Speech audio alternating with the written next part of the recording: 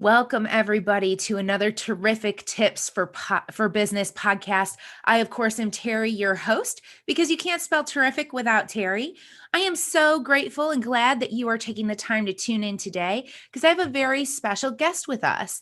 Her name is Anne Kleinman. And for those of you that don't know Anne, let me take a minute to introduce you. She is a BSBA in marketing from Boston University School of Management in 1983. And she's worked in the marketing and marketing communications field since 1979. From 1979 to 1983, she worked at a boutique agency, handling all the department store catalogs, remittance envelopes, billing inserts from production, and coordination of roles. These tasks really included working as the liaison between the clients and the creative department at the agency to ensure an on-time production of materials. Gosh almighty, is that important when you're in this world. From 1983 to 1986, she worked at a promotional products agency. In addition to creating promotions for her own client, she assisted the owner of the firm on all of the facets of research for the owner's own client projects. Isn't that a lot of fun? And then from 1986 until now, she's been the president of Ad Infinitum, and Anne has been creating promotional products for her clients and working in the marketing consulting role for them when it comes to designing, developing, and selecting their promotional products for their events and for their client reward programs. So now you know a little bit about Anne, and you probably guessed why she's here. We've never had the opportunity to speak with a promotional items person here on the Terrific Tips podcast. And I know a lot of those small business owners out there, you and myself included, have a lot of questions as it's related to the promotional products industry and how we go about selecting them and what kind of turn time we need to have and all of that stuff. And so I'm excited to have Anne here to talk about that with us today. So Anne, welcome. Thanks for being here. Thank you. I'm excited to be here and to share as much as I can to make it easier and more streamlined and efficient for people to put their promotions in place. A lot of people now are also looking for things to say thank you to their hardworking employees, and promotional products really fills that niche in a more long-lasting role than a gift card to a restaurant. Oh, yeah, for sure. And for so many years, we've leaned into gift cards. You know, the gift card industry came out, and then even families were using gift cards as gifts. But I feel like a lot of people are like, well, if you're going to give me a gift card, just give me cash because then I can use it wherever I want to instead of going to a place that you've selected. And, Right. but does cash really have the same value as something that you can use every day? So that's an interesting question, and it's one that's been debated in the incentive industry forever. You know, how much is cash a motivator? And there are a lot of studies that have been done over the years, and it's not. That's the bottom line. People are actually, this is going to sound insane, people are actually more motivated by an ugly wooden plaque that hangs on their wall, and certainly that hangs on the shop wall or the grocery wall with their name and picture as employee of the month than they are with the extra $50 cash. Now, that said, if you're doing a longer, larger incentive program, but not one where you want to get into or have the ability to get into products and, you know, refrigerators and luggage sets and all of that, but you want people to have what they want. One of the ways to do that is to give either Visa or American Express gift cards and then package it. Like, instead of just having it in a paper envelope or the little sleeve that it comes with, put it in an RFID wallet. And the RFID wallet is the radio frequency blocking technology that you can find in lots of wallets, Padfolios. Yeah, right. So that's just the little sleeve, but there are actually fancy wallets. Victorinox makes a passport case that has RFID technology built in. It's everything from Tyvek sleeves up to hundreds of dollars in cost leather wallets, all of which have that RFID technology built in. So So for you're our not listeners, let's limited. pause for a second. For our listeners, what does RFID protection mean? Like, what is the value of that? The value is that if you're walking through an airport, a train station, a major metropolitan city's streets, somebody cannot come along and using radio frequency technology skim the information from your credit card, from your passport, from your driver's license. Those magnetic strips on the back that everybody likes to swipe, touch, and whatnot, it can all be pulled.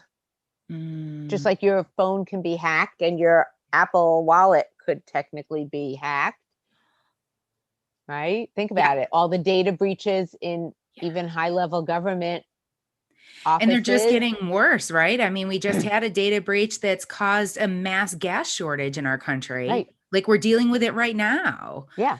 Yeah.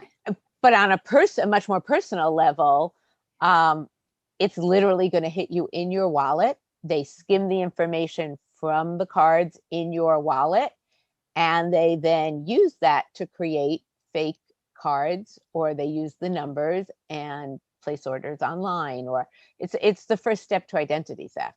Mhm. So So giving a definitely product, valuable to have those RFID protected wallets or pockets.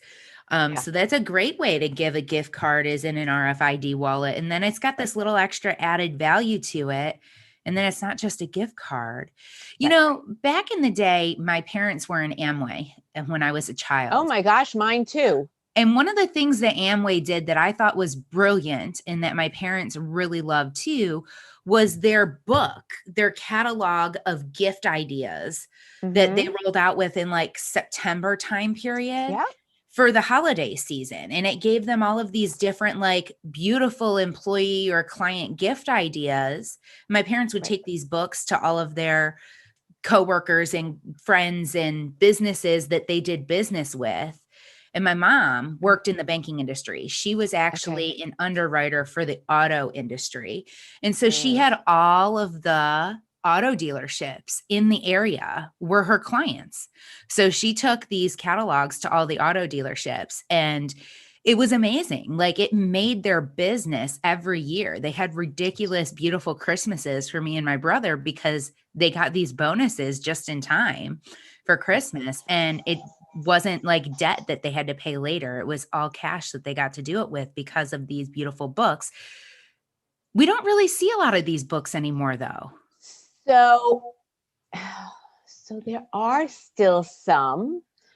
Um, one of the and right, how crazy is this that my parents did Amway too, and I'm super familiar with what those books looked like.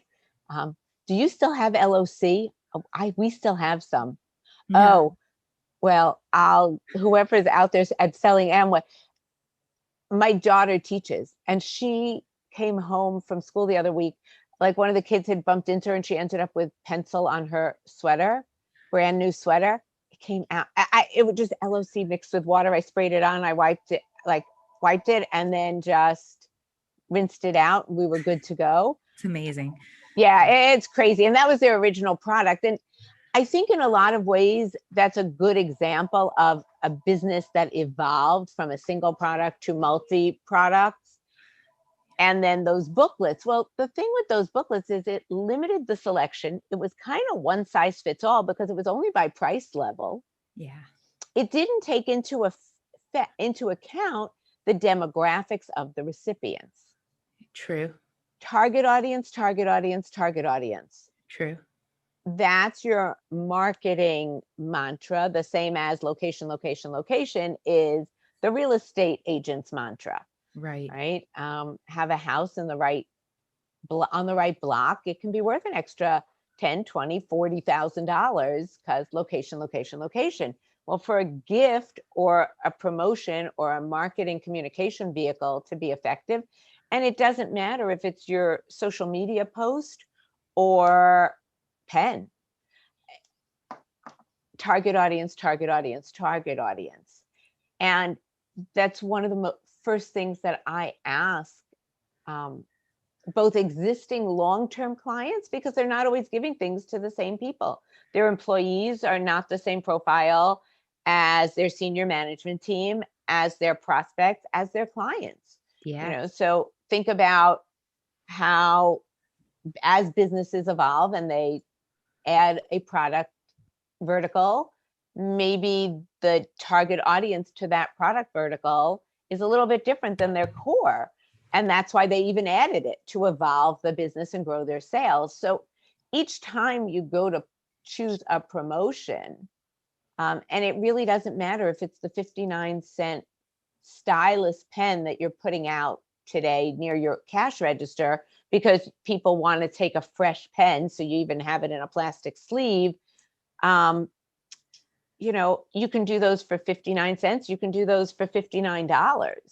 And what are you putting out there? Well, if you're the local Chinese takeout, you just need the 59-cent pen. But if you're the bank underwriter and you're closing a major loan to an auto dealer, well, maybe you really want that $59 Waterman pen for the closing. And yes, people use DocuSign, and yes, people use electronic signatures today. But you know what? Really, really interesting. I hopped on a challenge this week about decluttering offices. It was a free challenge. It was actually interesting. And this is somebody who's teaching everybody how to go almost paperless. She says it should be 90% digital, 10% paper.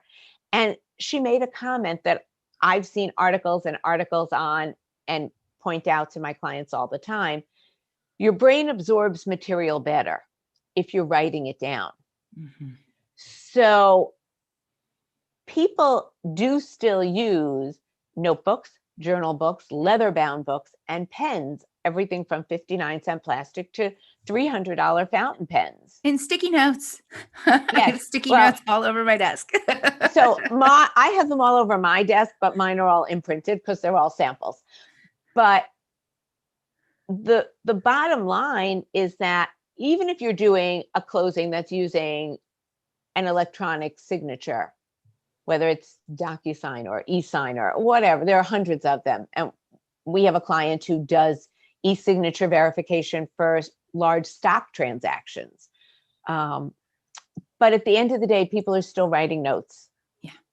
They're not doing everything as voice note and digital. Because if I started typing now, you would hear that clicking. It's rude.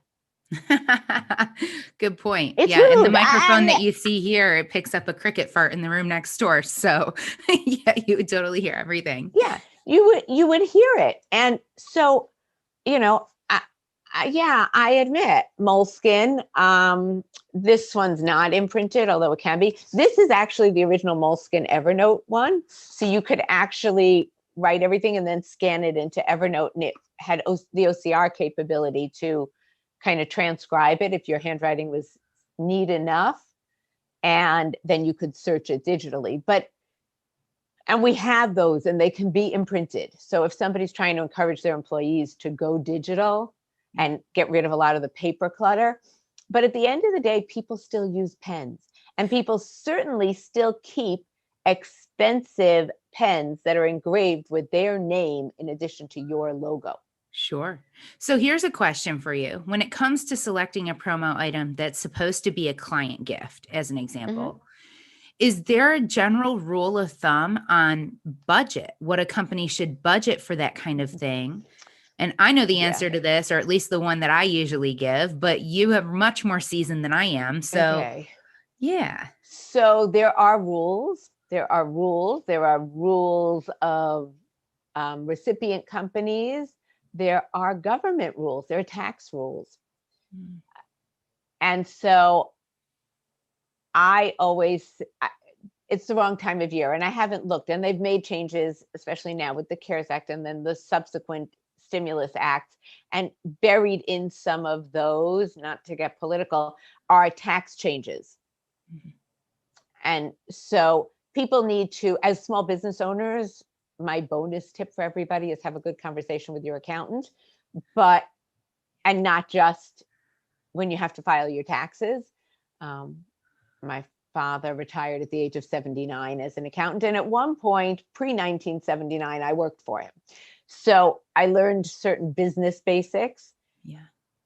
And you certainly want to make sure in terms of any tax regulations that you're covered there, that you're not deducting what you can't, if the limit is, and I believe in many cases, it's still $25. You have to end it there. Now, that said, there are lots of regulated industries. So for example, if someone is in the life insurance business or the financial planning industry, they have other regulatory limitations on what they can spend per year per client. So if you're a financial planner and you have a client that's a couple, you're allowed, I believe it's $100 per person. You don't have to take them as the single couple. However, very, very important, that includes any money that is spent on taking them out for a cup of coffee at Starbucks, for a box of donuts when you come to their office, taking them to dinner, and anything that you give them. So, perfect example, I have a client who's a financial planner, and we do most of his promotions for prospects where the regulations are different. He doesn't pitch them when he meets them and he gives them things, but he has a 6-year-old who plays sports. And so when they're sitting there, he'll just hand somebody a folding tote bag, for instance. In the Northeast, we're all going through the plastic bag ban conversion. So this is a great item and it has his logo, but people don't feel they're being sold and they're not his clients. So he doesn't have to include it and track it in that way. But that's brilliant because he's out on the sports field. They need the bags anyway. He sees them carrying a plastic bag. He gives them the tote bag. They get to carry in the tote bag next time. Yeah. That's smart. So and certainly during more closer to height of COVID, we put together these polyweave little bags that had a touchless key fob, hand sanitizer, the tote bag, a couple of other things that people could. We did not do masks. Okay. And we did not do masks for multiple reasons. And one of them, and I think it's something for business owners to keep in mind, you don't always want to be doing what everybody's doing. In fact, most of the time, you don't want to be doing what everybody's doing. You want to do the things that are going to make you stand out. So you asked me about holiday gifts. Most people think, oh, bless you, I should give my clients Christmas gifts. I should give them in December. Why? Where is it written in stone, bless you, that you need, there's an old saying that says, you sneeze on the truth. So clearly this is it.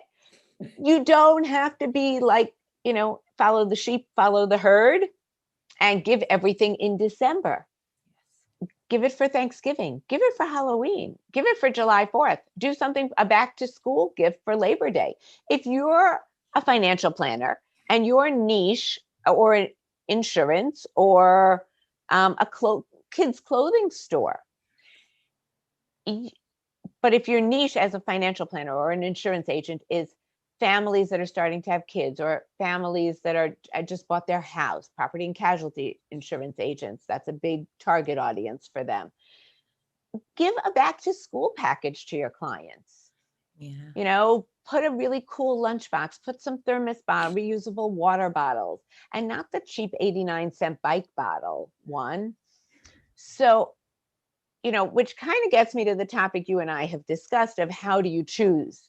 How do you know that you're choosing the right thing? Well, here's the hot news flash, people.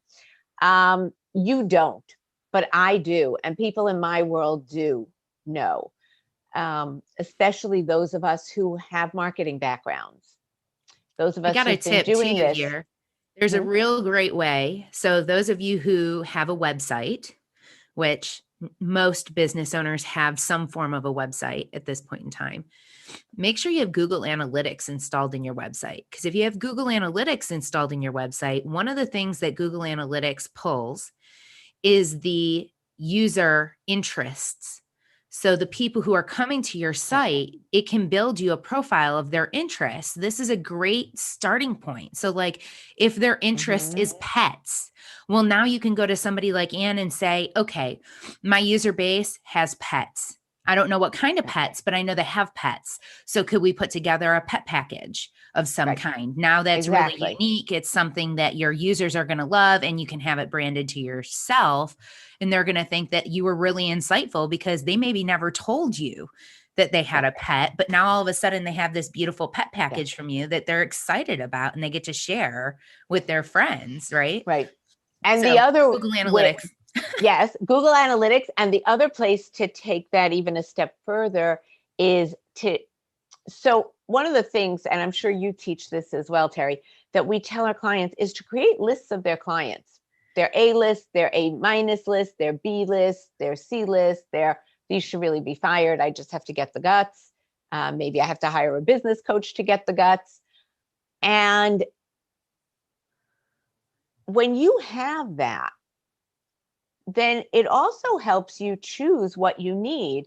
Years ago, I had a client, they were painting contractors, and they used to give everybody the same gift. Yeah. When I say everybody, I'm talking about the guys who managed Rockefeller Center and the building engineers in the basement of some 6 apartment building. Like everybody got the same gift. And it's kind of like working for a company that you show up to work and you're on time every day and you go over and above and you get the same raise as the guy who's called out sick 100 times. Yeah. Yeah. But what happened was they were taking the profile and they were taking the budget from that top tier guy who was, managing the largest projects that they were painting. And one year in a downturned economy, which for commercial real estate in New York City, this is certainly one of the years, they came to me and they said, what do we do? Like, we can't just cut out the gift. And by the way, one of the biggest mistakes that people make is in bad times, they cut out their marketing budget. Oh, yes. Biggest mistake you can make. You can kill your business that way. And I'll give you an example of this. So in 2008, when we had the market crash, I was working as the marketing director for a medical office. And while all of the other dental offices in the area were only seeing 10 new patients a month, we were seeing 40 new patients a month. Why?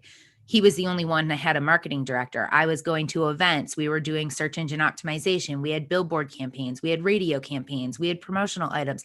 We invested $1 million in marketing the year the market crashed. And we didn't see a backlash or a downslide until 4 years later. 2011 is when we had a downslide inside of his business and we started to see a decrease in new patients. But even then, we went from 40 new patients to 30 new patients a month. So we only lost 10 new patients a month. Now, yes, during that time, 10 new patients a month was significant. And it did mean that we had to reduce costs wherever we could. So we started to draw back. But we were able to withstand from 2008 all the way through 2011 before we felt that. And that's because he doubled down, he invested. And I saw it again this year during COVID when everything shut down, February, March, 90% of my clients left. The few that had stayed with me, they're skyrocketing now. Their book is booked. Like they're booked a month out or a month and a half out because they stayed consistent. They consistently were there. They consistently showed up. They never lost their footing. They never lost their traction. And the consumer market knows it. So they're the ones that they call. So definitely, thank you for echoing that advice. Double down in your marketing in a down market. Don't eliminate your marketing in a down market. Right. Yeah. However, your budget may not be like your dentist. you know, if you were spending $25, and we're talking about 30 some odd years ago, $25 was a lot of money. But if you're talking about, if you've been doing a $25 gift and you don't have that budget this year, you know, and we're all going to get, it's time. Hot news flash, you know, the old joke, Christmas in July, and they used to make sales and they used to, well, in the corporate gift world, if you're really sharp and really smart as a business owner, you should be calling me in July. Christmas in July. And in fact, this year I hope to post Christmas in July posts. We do a holiday gift idea every day in the month of July. And exactly what you were just talking about, last year we didn't. We were too busy. We didn't have time to do it in what was still considered somewhat height of COVID. And being in New Rochelle, New York, we're very well versed in height of COVID and COVID restriction. And, you know, for us, that was kind of an interesting thing, because when we were originally put into quarantine, we were like, okay, well, this will be over in 2 weeks. So let's use this time to get organized, to rat. And so we didn't do the things that I would have told my clients to do, because we thought it was just, we were the only ones in quarantine. We were the only ones with any limitations in the entire state of New York, even. And so we just said, okay, let's use this time to plan and to regroup. It was a big mistake. It was one that we recouped very quickly, because by 4 or 5 weeks in, when most people were first starting to shut down, we were already like, okay, we're in this for the long haul. And we started getting on the phone and we started doing our thing and doing a lot of mailings, direct mail, and hoping people would get it if they were.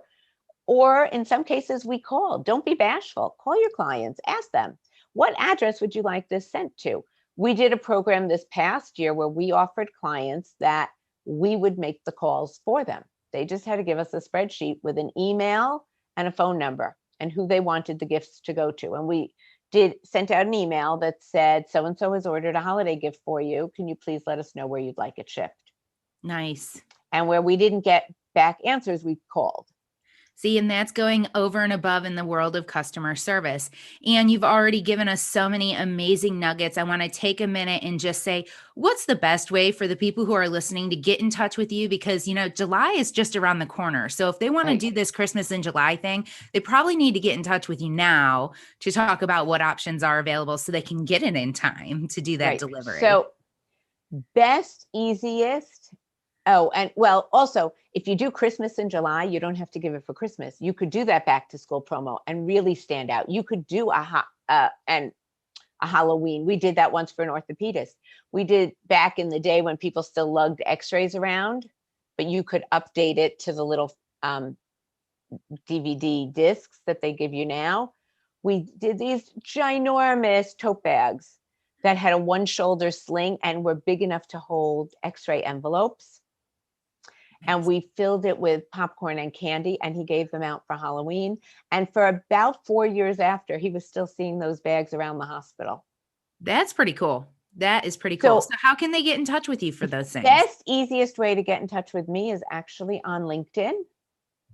So, because it's easy to remember, and if you search it, it'll come up pretty quickly. But I've been on LinkedIn so long that my LinkedIn URL is /IN/Ann Kleinman. So super easy. And that's actually the best way. And generally within 24 to 36 hours, you will get a response.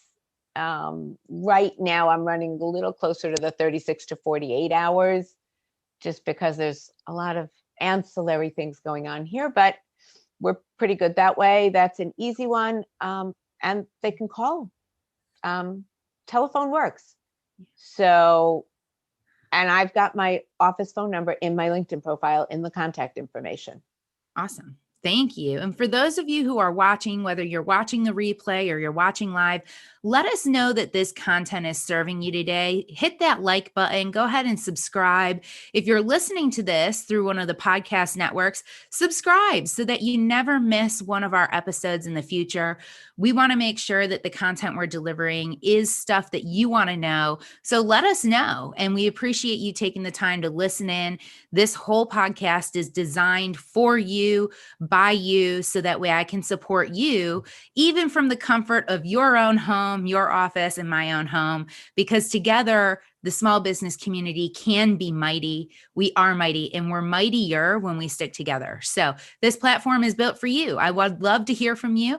And if you're looking for an opportunity to share your area of expertise, get in touch with me. My contact information is here on the screen. And if you're just listening through the podcast network, you can always message me, Terry, Terri, at spinfrogs.com. Would love to talk with you and connect with you and see how Terrific Tips for Business might be a platform for you. Back to the conversation. So, Anne, this is great. What's one of the challenges, though, that you have seen business owners face when it comes to promotional items? Okay, so there are three big ones. The first is, and I guess I'll give them to you in the order that they evolve. So in marketing and sales, people often talk about how important it is to create relationships on social media and take those relationships into real life. Well, the same thing applies to design principles. When you're a new business or you're looking to rebrand and you're going to design your logo, when you create that logo, you need to create it with an eye to transferring into real life.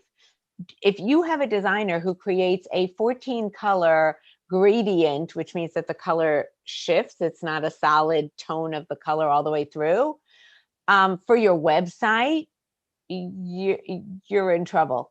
You're in trouble when you go to print on paper, because unless it's printed digitally, you're going to spend a lot more money than you would have to than if you did even a 2-color. Like if they turn around and give you that logo with 14 colors, it can't print on everything. Yeah. We can embroider 14 colors, but you're not going to like the bill. We can, on some product, digitally print, like certain pens can be digitally printed, but certain pens, you can only print one color. And what do you do now? So it's really important when you do that design work, first of all, make sure that your designer is giving you what's called PMS, Pantone Matching System colors. Hex colors are only digital. Hex colors are good for you when you want to create your own social media images, whether you're using a tool like Canva or Stencil or Adobe Spark. Then the hex colors are good.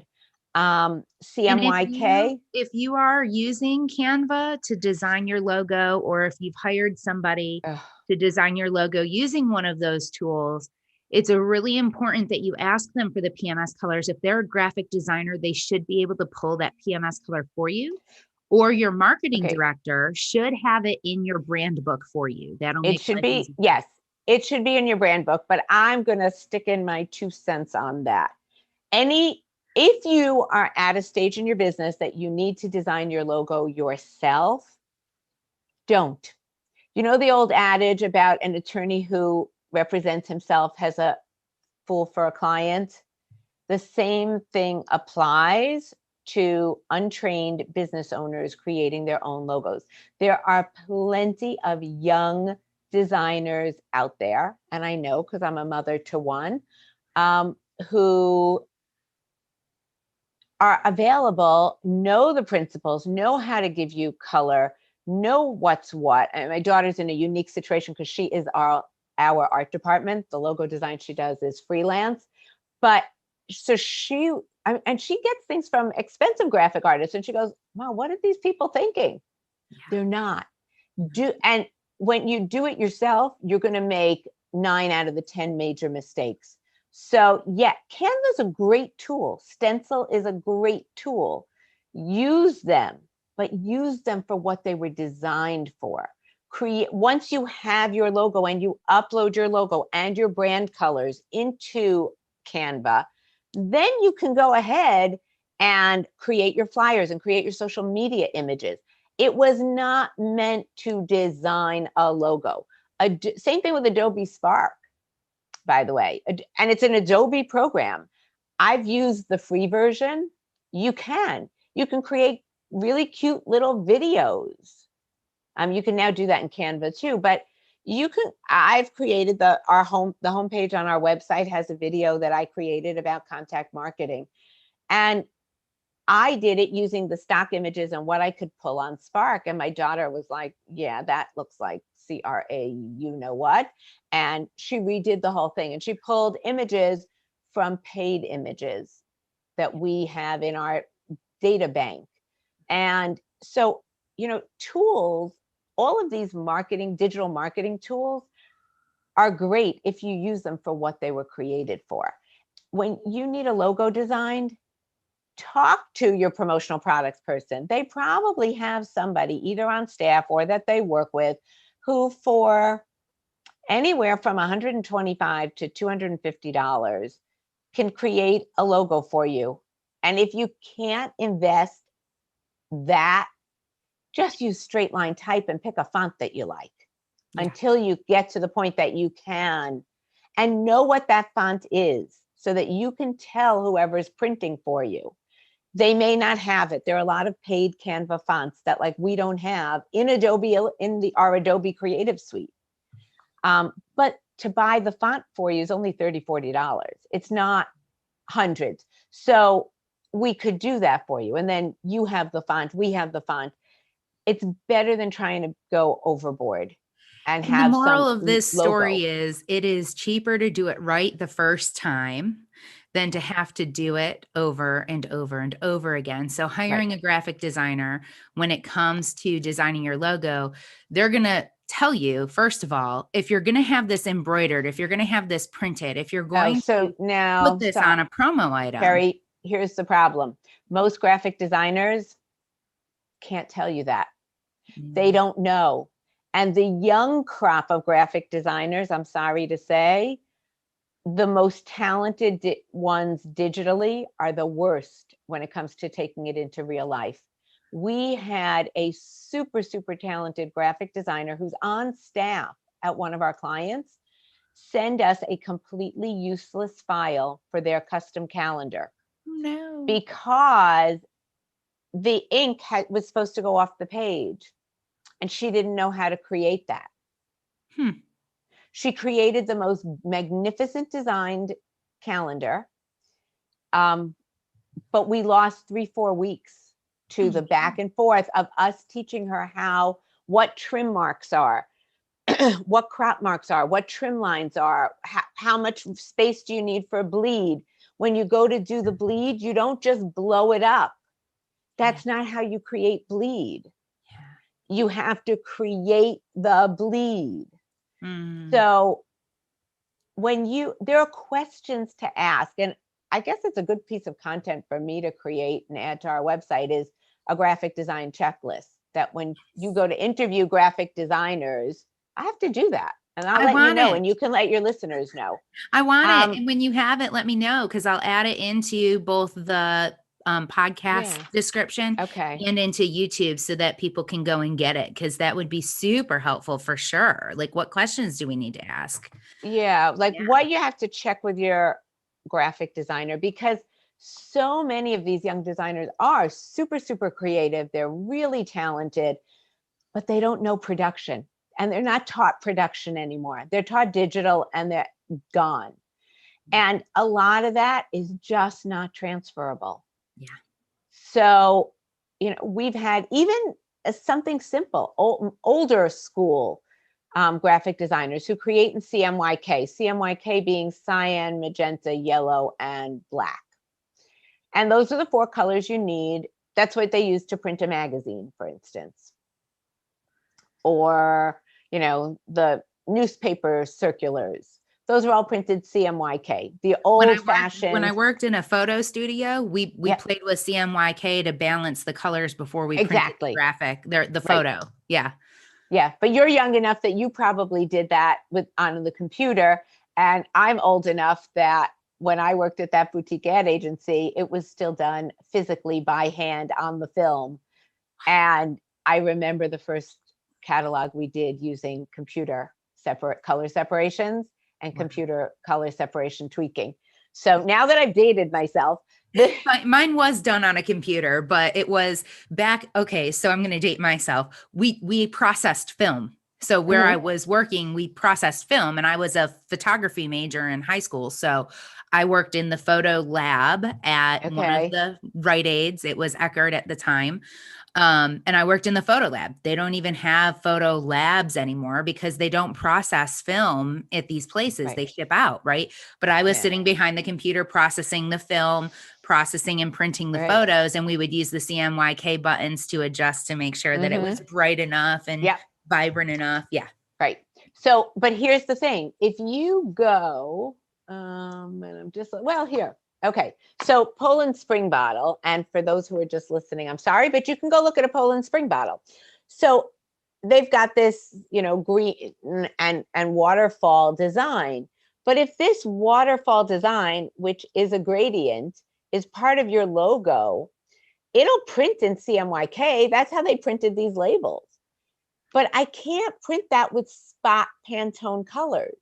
I can fake it with 8 colors, but you're going to have paid a lot of money. So you want to always make sure that your logo has a 1 color version that you can put on those 1 color pens.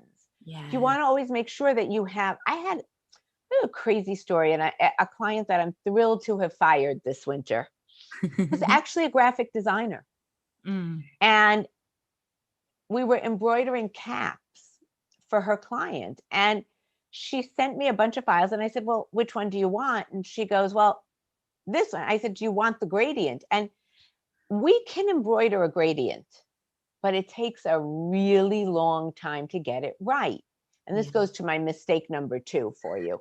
I didn't lose track. Yay. Me either. So that's good. And so basically what happened, so it took us like 3-4 weeks minimum just to get the gradient right. And everybody was getting all antsy. And she's like, well, match it. And I said, well, she goes, I don't understand what's so difficult. We did it last time. And I go, send me a picture then. And she sent me a picture. I was spitting mad. They hadn't done a gradient. They had embroidered a 3-color job, which I could have done in 2 days, finished, delivered. This was a graphic designer who didn't know the difference. Or so understanding process. Oh my goodness. Yes. So I think really what it was is she hadn't done it the last time around. The client was telling her, this was an experienced graphic designer. She should have known to say to the client from minute 1, give me a photo of what we're matching. Send me a photo of what we're matching. They had polo shirts. Now we were doing hats. Yeah. You wanted to match. Hello, like consistency, brand consistency. That's another huge misstep that small business owners make. Here are my other really big ones. Number 1, biggest mistake you can make is spending hours searching the internet thinking you can buy it for 2 cents less. Yeah. Here's the fallacy. Shipping, let's be honest. We charge shipping also. But here's really where you lose it, okay? And here's where you know that I majored in business and spent some time working in an accounting firm, because even as a business owner, your time is worth a certain amount of money. And I don't care if it's $8 an hour or $800 an hour. But let's take a more average. Let's say as a business owner, let's say you're making $25 an hour. And it takes you 2 hours to locate the product. You have to save more than $50. Not 2 cents. Otherwise, it costs you that money. Now, most people, it takes them way more to search than 2 hours, number 1.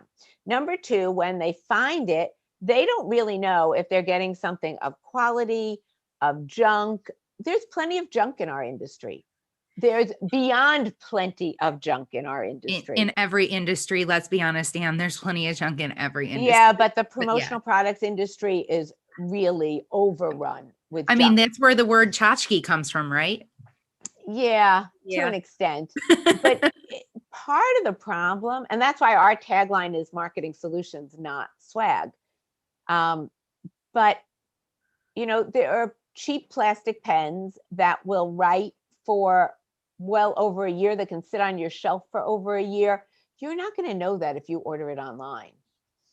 And if you order, you know, 1,000 pens because that's where the sale point is, and ordering 1,000 is going to cost you only $30 more than ordering 500. And there are products like that. Sure.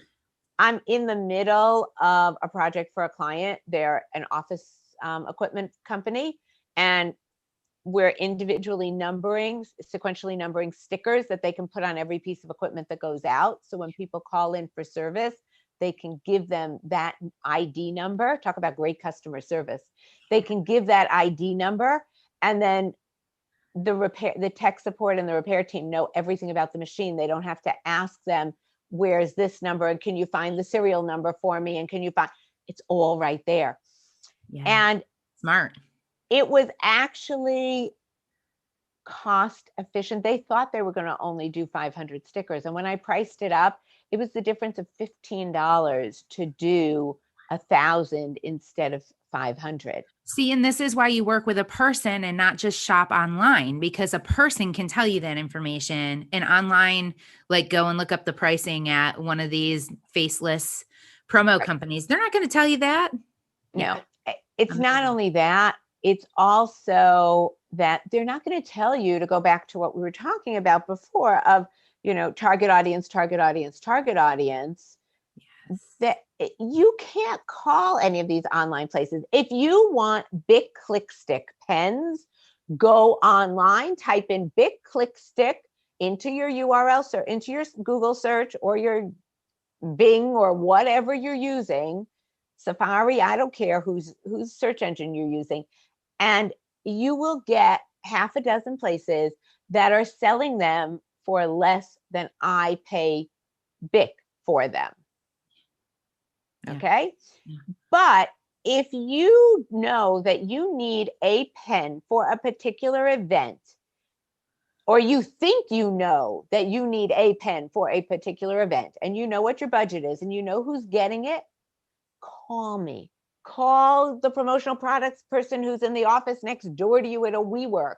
I don't care, you know, I'm happy to help whoever it is. But if you have somebody you're working with, or somebody who you've met at a networking event or on a networking Zoom, call them. Yeah. Like in every industry, not everybody's of the same caliber. Some people are much newer. Some people just have more of a flair for it. You know, well, and there are promo companies that are more expensive than other promo companies. So, yeah, general rule of thumb that would be me sometimes. Yeah, sometimes, but not always. Not always. It depends on the product, for sure. Yeah, I did a graphic a number of years ago for LinkedIn. We have a client. We have a whole division that does custom imprinted calendars, and we have a calendar client. And I was talking to her about some of her other promotional product items. And she's actually really interesting because she's coming from the promotional product supply chain. She used to be on the manufacturing side she was customer service lead. So she really understands how the industry works and how things go. And she had ordered online. It was a measuring spoon. I found the measuring spoon. This internet savings place was charging more than the manufacturer suggested price. See, so there you go. Interesting. So it's not always the savings. There are products that absolutely you're going to save. There are little tricks. There's one internet promotional products company that, I don't know if I'm really allowed to say this, but let's just say they have a sneaky little way of working. And what you think is the same product you've been ordering from me or some other promotional products person is actually a knockoff that they've made in China. And often we had somebody send us something like one of these products as a gift.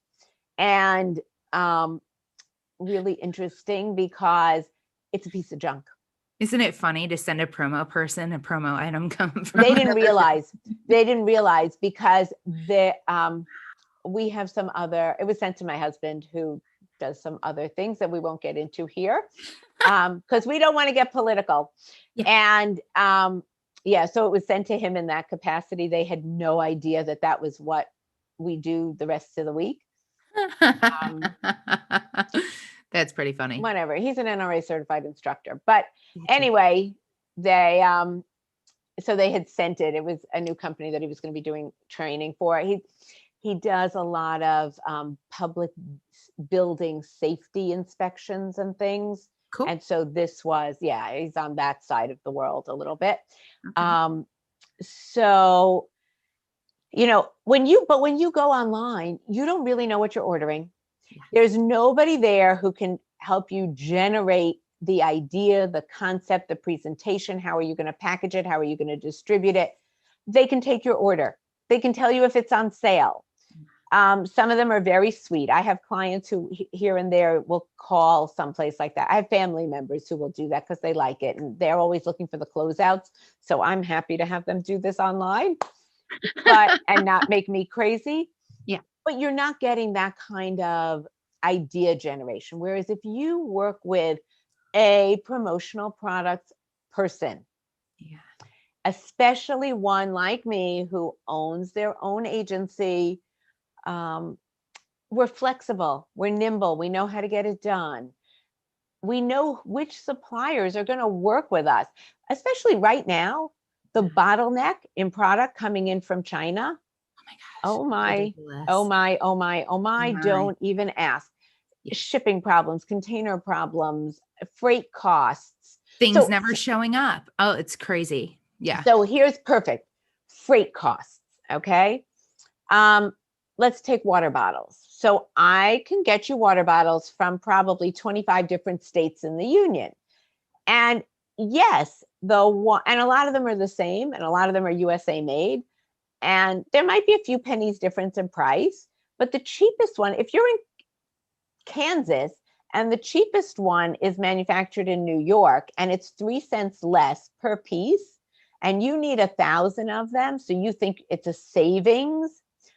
Hot news flash, the freight on that is going to cost you more than if we get it from somebody in that Midwest strip, Minnesota, Illinois, Texas, like take your pick.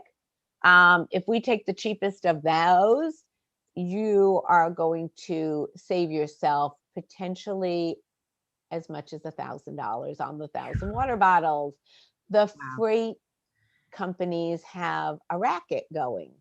Well, and it's even worse right now because of the gas shortage. So shipping costs are 5 times what they were even a week ago because of what's going on with the gas. So yeah, exactly. Yeah. So we've got lots and lots of issues. And when you order online, you're getting what you're ordering. And it doesn't matter if it's manufactured in Washington State and you're in Florida, that's what the one you're going to get. Whereas if you work with a promotional products person, and they don't have to be local to you, we have clients all over the country and in Canada, and we've delivered projects for clients to Japan and Russia and England and Belgium and Switzerland. I have a client in Switzerland that I deliver projects for in the United States, Europe, and Israel. Cool. But you know, you have to, so that being that global is definitely more unique to me than most promotional products people. However, most small business owners don't ship quite that internationally, so it's not such an issue. But you know, at the end of the day, that's what you need. You really want to have somebody who can help you put all the pieces together in the right way. And then my final tip, and it kind of goes into this, and this is my food for thought for everybody, and I think Terry will tie everything in our conversation together. Timing. So we had a client email us yesterday. They wanted a particular flex fit cap. Now, here's the problem. 10 years ago, flex fit referred to 3 styles of cap. And so I could tell you which ones, and you told me who. They were manufactured by the Yupang Cap Company in Korea. Today, they've taken their FlexFit technology, Yupang, and put it into every single one of their caps. And so you need to know what you're asking for. Yeah. Not only that, but this client called yesterday. Their event is a week from Sunday in Florida. Yeah. That is not enough time, people. That is, if you're Well, listening, so that is not enough time. it is enough time for me, providing you call me right away. You let me guide you to what you should be giving out. Do not first spend time online trying to figure it out, because I know what I can rush. I know who are my 24-hour production people, who are my 48-hour production people. And here's the thing, hand sanitizer, battery packs for charging cell phones and electronics. Those are things that if you want to ship those overnight, you need a second whole budget to add to your shipping costs. Those are products that need to ship ground. So you need to factor all that in. But I know that it's not your job as a business owner to know that. Well, Your and the other job catch is, like, you can find promo companies that can do it in that short time, but you're going to be paying extra rush charges to do it in that time. We have that sometimes too. So you don't really want to do that, but sometimes opportunities come up and you don't want to lose those opportunities. Some of this is, we call it Amazon syndrome. Yeah. People, Oh, yeah. Amazon is selling you stock product. There's been talk in the industry that Amazon's going to get into the promo industry. Here's the hot news flash. They might. They're going to be the same as all the other online providers. And here's the other thing. They're not going to be able to turn certain things around any faster because they're going to have the limitation of the machinery. Yeah. Think about what happened a year ago when everybody was pretty much getting their stuff from Amazon. All of a sudden, Prime deliveries were not the next day. And they're still not the next day for many, many products. For some things, many yeah. Prime deliveries are 2 and 3 days out. And that's what's going to happen with the promotional products. So you might as well get used to the fact that you have to plan a little bit. I can sometimes deliver things even same day in certain parts of the country, but you don't want to be doing that because then there's no time to fix it. Mistakes happen. Right. All of the steps in the process are human beings, and human beings make mistakes. Yeah. And some of us are better at fixing those mistakes than others, but they do happen. Absolutely. And I always tell my clients, it's how the mistake gets fixed. And we have a rule in our office, you can't make the same mistake twice. But basically, what you want to make sure that you're doing is leaving yourself enough time. But if you haven't, call somebody who can help you do it. Take their guidance. Don't waste the time searching online and then coming back to me, because part 2, this is an event that's taking place in Florida near a pool or something. And so they decided that they wanted these little floaty things that go in the pool that hold your drink. And that's great if the people you're giving them to live in Florida, Georgia, Mississippi, Alabama, Louisiana, Texas, California, Arizona, and New Mexico. Anybody who lives north of that or north of, kind of like South Carolina, chances are high they don't have a pool. Chances are high that it's not hot enough 9 months out of the year for them to use it, except in their bathtub. So I guess if you're, a resort in Colorado, or your target is resorts in Colorado, or the people who stay in them, you could do that there too, but for the hot tubs. But it's just not. It's not a practical product to be handing out to. So that brings us back to the target market. And right. This has been absolutely delightful. I want to respect your time and the time of our listeners. So tell us one more time the best way to get in touch with you. best way to get in touch with me is LinkedIn. You can connect, but please, and you should do this for everybody, but please, if you're going to connect, put a message in there. Let me know that you heard me on Terry's podcast. First of all, then I can go back to Terry and say, hey, Terry, this is how many people really heard us and reached out. And second of all, then I know that it's not a random connection, and I do prioritize my connection requests. Number one. Number two, in my profile, if you click contact info, you will find all kinds of other ways to reach me. And my LinkedIn profile is www.linkedin.com/IN/Ann Kleinman, ANNEKLEINMAN. So Awesome. really easy. Thank you. And I look forward to hearing, I'm happy to answer questions. You can message me questions on LinkedIn. I will just answer them with no obligation. I won't generate ideas for you with no obligation, but I'll answer, generic questions about logo design and things like that. Good deal. And this has been delightful. For those of you who are listening, for watching, thank you so much for tuning in to this episode of the Terrific Tips for Business podcast, where we got to talk all about promo items, how you select the right promo items, things you need to know about graphic design, and the little pitfalls that you can stumble into accidentally along the way if you don't have somebody guiding you along the process to save you time, save you money, and let's be honest, save you a headache too. I'm Terry Watkins, your host over here at Spin Frogs. If you're needing somebody to guide you in your marketing strategic plan so that you don't get hit with rush fees, late charges, or things like that, get in touch with me. I'm Terry, Terri, just like terrific, at spinfrogs.com. And I help you catch the ideas that stick. Until next time, everybody, I really look forward to seeing you and hope you have a fabulous, terrific